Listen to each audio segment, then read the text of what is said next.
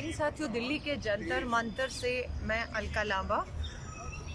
हमारे पीछे आप देख रहे हैं कांग्रेस के पंजाब से सांसद बिट्टू जी, उनके साथ कुछ और विधायक और सांसद पिछले 15 दिनों से, जी हाँ, पिछले 15 दिनों से लगातार जंतर मंतर पर हमारे जो किसान सिद्धू बॉर्डर पे प्रोटेस्ट कर रहे हैं उनके समर्थन में बैठे हैं। मेरी अभी सांसदों से बात हुई पंजाब की कि आप कब तक बैठेंगे।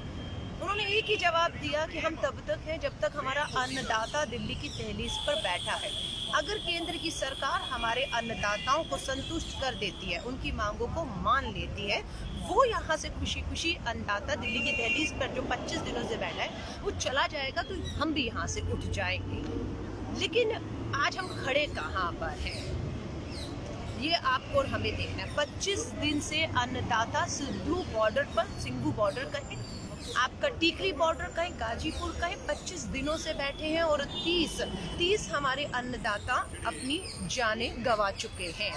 लेकिन केंद्र की सरकार की संवेदनशीलता कहीं देखने को नहीं मिलती। देश के प्रधानमंत्री जी, थोड़ी सी संवेदनशीलता दिखाइए। आप मध्य प्रदेश के किसानों से बात करते हैं, आप गुजरात के कच्छ चले जाते हैं, आप गुरुद्वारे मत्था टेक के अपनी गलतियों के लिए माफी मांगने चले जाते हैं, लेकिन आप दिल्ली की दहलीज कुछ किलोमीटर पर जो किसान बैठा है, अन्नदाता बैठा है, उससे मिलने नहीं जाते।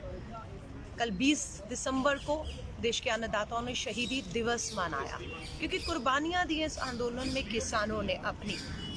तो मैं एक ही मांग करूंगी, अभी भी देरी नहीं हुई।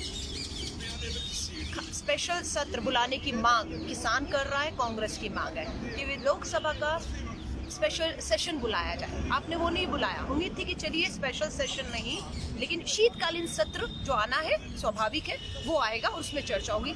लेकिन दुख की बात है, आप बंगाल के चुनावों में राजनीति करने तो पहुंच जाते हैं, सोशल डिस्टेंसिंग के, मास्क के, सब चीज की धज्जियां भाजपा के नेता और गृह मंत्री उड़ाते हैं, लेकिन शीतकालीन सत्र कोरोना काल का हवाला देकर आप बुला नहीं रहे, क्योंकि आपको पता है आप जब बुलाएंगे तो आप किसानों के जो मुद्दे हैं उसमें घिर जाएंगे। तो मैं देशवासियों से कहूंगी, ये भारत की राजधानी दिल्ली के अंदर आंदोलन लगातार चल रहा है। मैं मानती हूँ कि दिल्ली के बाहर के लोगों का यहाँ आना, किसान अन्नदाताओं के साथ बैठना संभव शायद नहीं हो, लेकिन एक अपील करूंगी, आप देश के किसी भी कोने पर बैठे, क्योंकि ये हमारा अन्नदाता, ये किसी एक जाति, एक धर्म, एक भाषा, एक राज्य की लड़ाई नहीं है। ये 134 करोड़ का पेट भरने वाले हमारे किसान, हमारे अन्नदाताओं की लड़ाई। इसलिए आपसे अपील करूंगी कि आवाज उठाइए, आवाज उठाइए। इस सरकार को झुकना होगा। सरकार चाहती है हमारा अन्नदाता, हमारा किसान झुके, लेकिन अगर किसान झुका, किसान कदम पीछे हटाया, किसान ने हल छोड़ दिया, तो ये देश भूखमरी की कगार पर आ जाएगा। ये मैं नहीं, प्रधानमंत्री जी दोबारा दोहरा रही हूँ। दावा है आपकी सरकार का कि तालेबंदी में आप, केंद्र की भाजपा सरकार 80 करोड़ लोगों को मुफ्त राशन दे रही है। किसके दम पर दे रही हैं आप? इन्हीं अन्नदाताओं के दम पर, जो 25 दिन से दिल्ली की दहलीज पर बैठा है, खुले में ठंड में बैठा है। 30 से ज़्यादा हमारे किसान अपनी शहादत दे चुके हैं।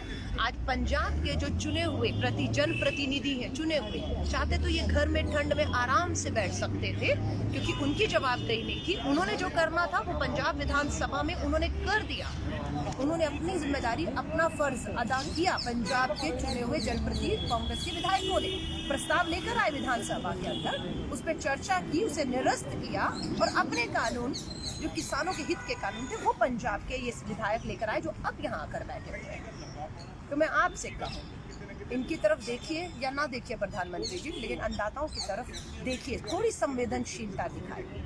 आज भी आपके नेता आज भी ये साबित करने पर लगे हैं कि कहीं ना कहीं आपकी गोदी मीडिया के माध्यम से लोगों में ये विश्वास बन जाए कि जो बैठा है वो अन्नदाता नहीं है, वो आज भी खालिस्तानी या आतंकी या किसी तरह की बकवासबाजी आपने खूब कही, खूब किया आपने, बहुत आपने भावनाओं को आहत किया हमारे जो वहाँ पर किसान बैठे हुए हैं। लेकिन सारे खून के घूंट में कहें, वो लगातार पीते चले जा रहे हैं। बहुत उकसाया गया उनको वहाँ पर जो बैठे हुए हैं, लेकिन सलाम करती हूँ, हमारा युवा किसान भी है वहाँ पर बैठा हुआ, किसी के उकसाए में नहीं आया। एक युवा किसान जरूर जो 15 दिन तक सिद्धू बॉर्डर पे बैठा था, वो उसने 15 दिन के बाद जाकर हताश निराश होकर अपनी जान दे दी, फांसी ले ली उसने।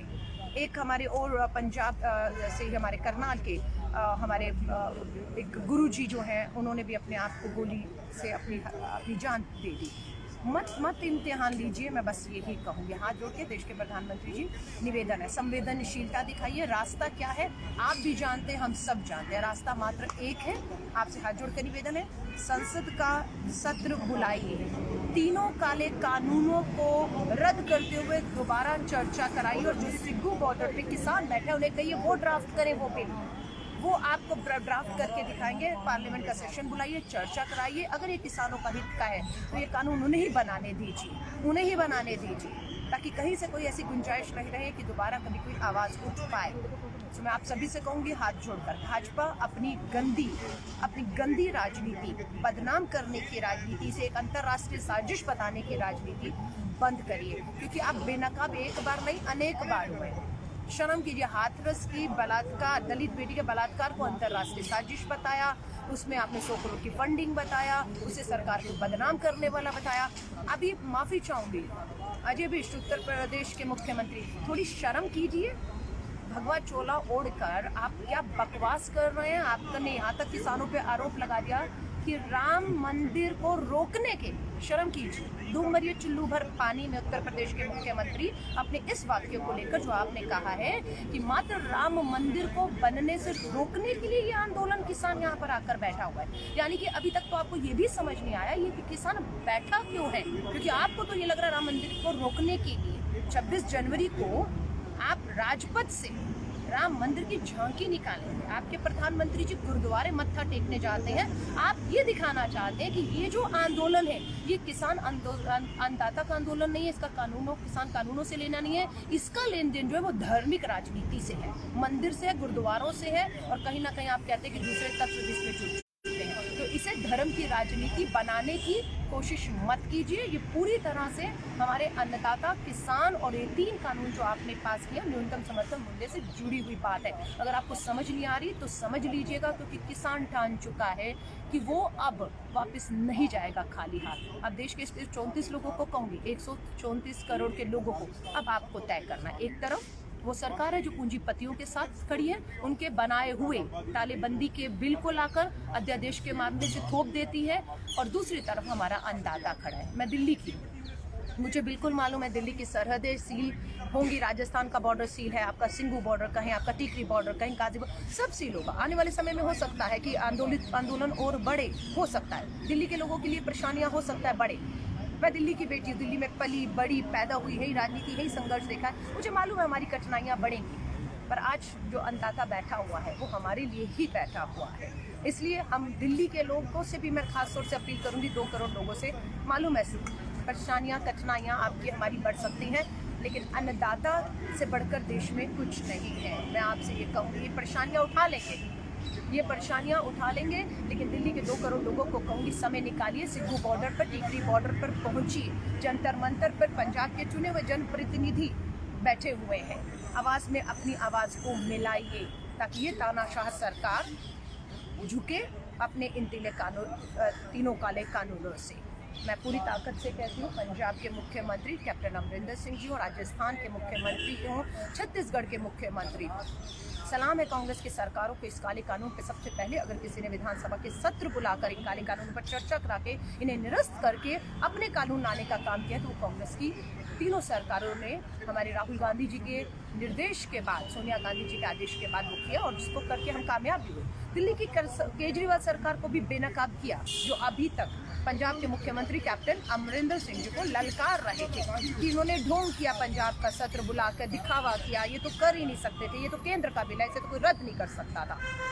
माफ़ी चाहूँगी, कहते हैं ना थूक के चाटना, केजरीवाल आपने वो किया है, आपने थूक कर चाटा है। आप जो केजरीवाल कह रहे थे कि कैप्टन अमरिंदर बुला ही नहीं सकते थे पंजाब की चुनी हुई मुख्यमंत्री, चुनी हुई विधानसभा में इसको, और कानून नहीं निरस्त कर सके, आपने मजबूर होकर सत्र बुलाना पड़ा आपको दिल्ली विधानसभा का, जिसकी मांग पूरी कांग्रेस और देश कर रहा था, आपको बुलाना पड़ा, लेकिन आपने धोखा दिया। उसमें भी आपने सत्र तो बुलाया, लेकिन तीनों कानून और अपने ही 23 नवंबर के पारित किए हुए पारित किए हुए गजट को वापस नहीं लिया। ये आप, मैं विधायक रही हूँ, आप ही की सरकार में, आप ही किसी दिल्ली विधानसभा में आपके साथ विधायक हूँ, इसलिए किस तरह से छल करते हैं कि आपने अपने ही 23 नवंबर के आदेश को वापस नहीं लिया।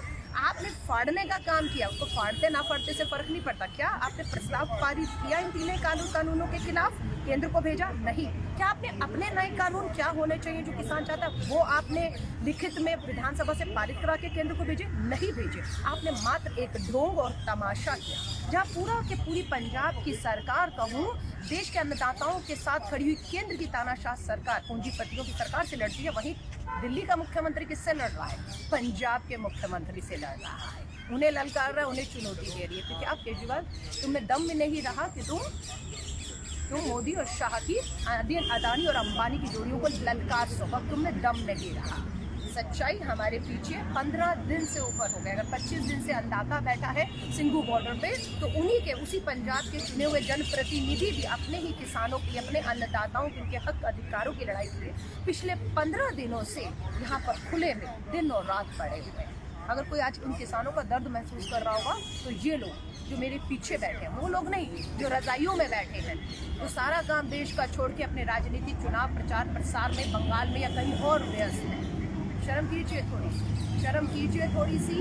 ये देश का अन्नदाता है, इसका अपमान देश नहीं सहेगा। किसी भी स्तर पर जाना हो, कांग्रेस तय कर चुकी है कि हम इस अन्नदाता के साथ कंधे से कंधा मिलाकर यूं ही खड़े रहेंगे। जितने आरोप लगाने हो, जितने षड्यंत्र करने हो, जितना इस आंदोलन को बर्बाद करने की कोशिश करनी हो, कर लीजिए।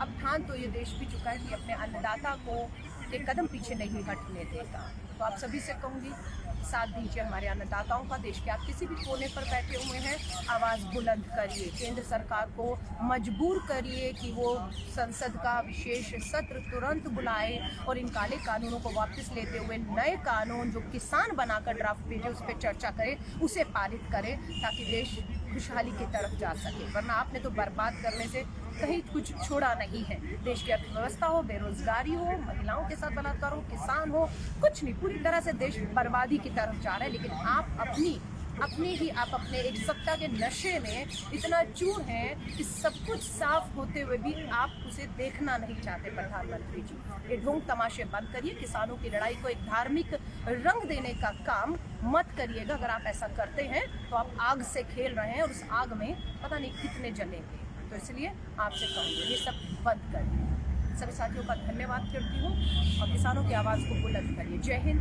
जय भारत।